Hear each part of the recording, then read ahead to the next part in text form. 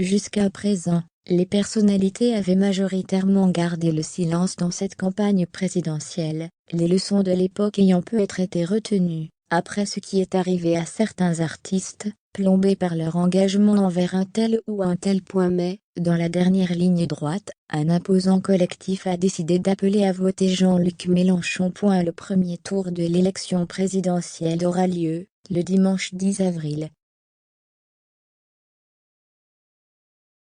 Alors que tous les sondages assurent la présence de l'actuel président-candidat Emmanuel Macron, dans le ticket final du second tour, tout est encore possible pour la deuxième place. Si Marine Le Pen, représentante du Rassemblement national, est bien partie pour accéder de nouveau au second tour du scrutin, son concurrent de gauche Jean-Luc Mélenchon n'a pas dit son dernier mot. Il vient de récolter un médiatique engagement de personnalité en sa faveur.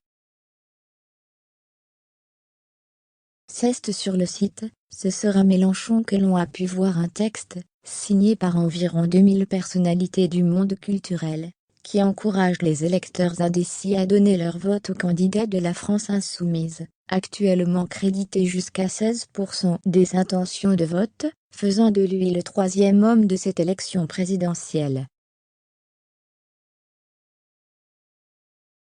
Jean-Luc Mélenchon est aujourd'hui la meilleure carte dont nous disposons pour faire bifurquer le récit qu'on nous écrit depuis plusieurs mois, écrivit-il, craignant que 2022 ne soit qu'un remake de 2017 lorsqu'Emmanuel Macron avait affronté Marine Le Pen, écartant alors la gauche d'une possibilité d'être au pouvoir. Jean-Luc Mélenchon, qui a multiplié les propositions inverses de celles du président, comme la retraite à 60 ans au lieu de 65 ans, comme proposé par le candidat d'En Marche, peut donc compter sur le soutien d'un parterre de stars après avoir déjà reçu l'appui de 160 économistes, qui soutiennent son programme et son financement. On retrouve par exemple l'actrice et humoriste Blanche Gardin, qui n'avait jusque-là jamais pris publiquement le parti d'un candidat.